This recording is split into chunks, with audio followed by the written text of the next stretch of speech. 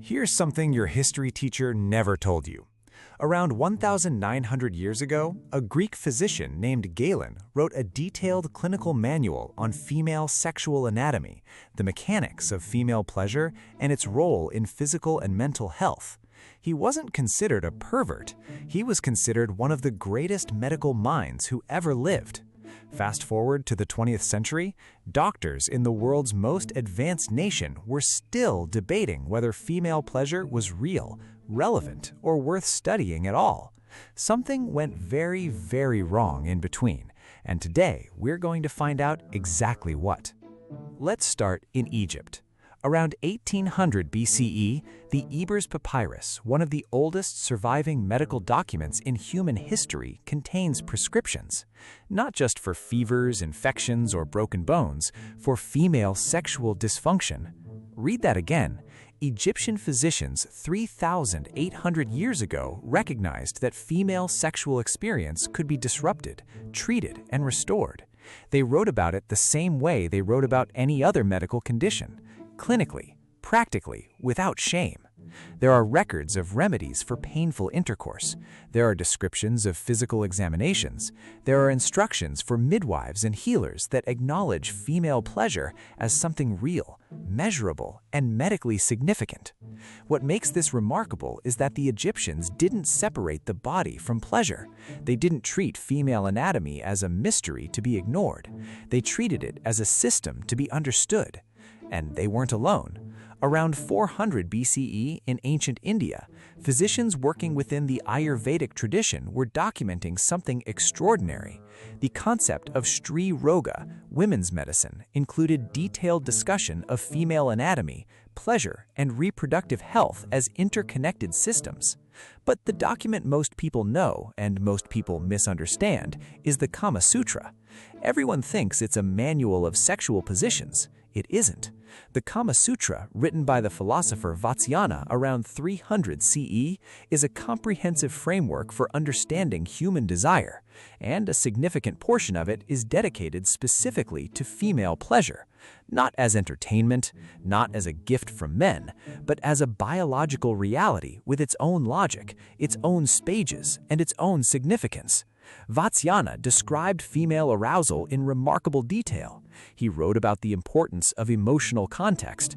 He documented variation in desire across individuals.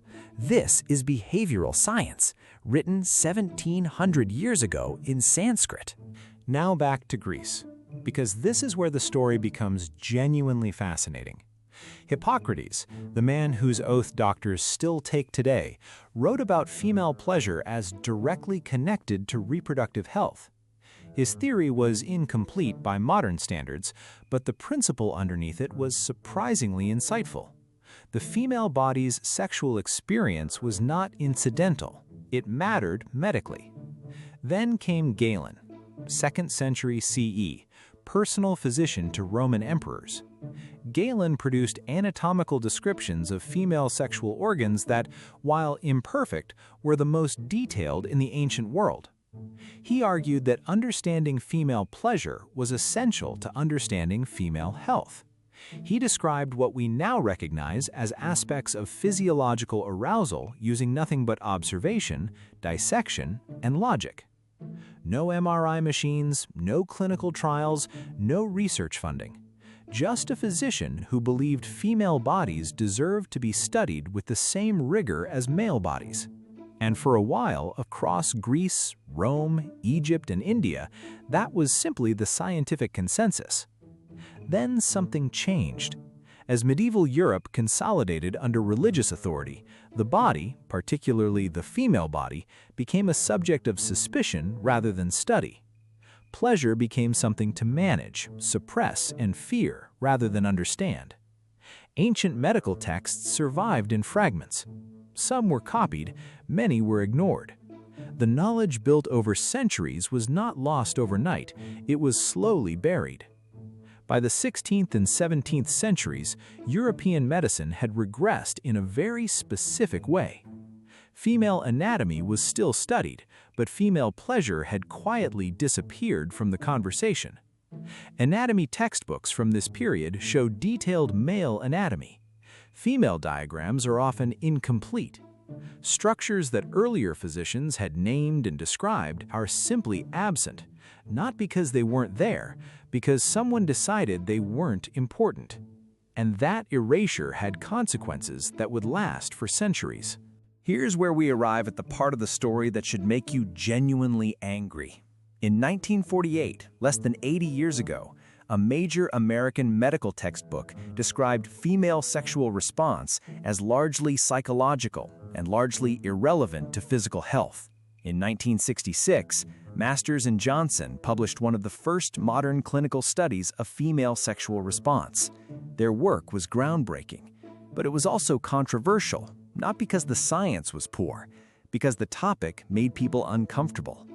The anatomical structure most directly associated with female pleasure was not fully mapped by medical science until 1998, the year Google was founded, the year Saving Private Ryan was in cinemas, the same era when computers were already more advanced than the machines that sent humans to the moon. And in that year, medical science finally completed a detailed description of an anatomical structure that Galen had partially identified nearly 1,800 years earlier. We didn't discover it, we rediscovered it, after centuries of deciding it wasn't worth understanding. So here's the double standard nobody wants to say out loud. Ancient Egypt studied this. Ancient India built philosophical systems around it.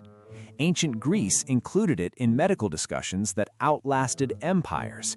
And somehow, the civilization that invented the internet, mapped the human genome, and sent robots to Mars needed until 1998 to finish the job.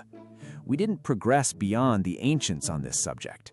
For long periods of history, we actually fell behind them, and then quietly caught up. The question worth asking isn't why ancient civilizations took female pleasure seriously as a subject of study. The question is why later societies stopped. And more importantly, what else are we currently choosing not to study because it makes us uncomfortable? History suggests we've been wrong about that before.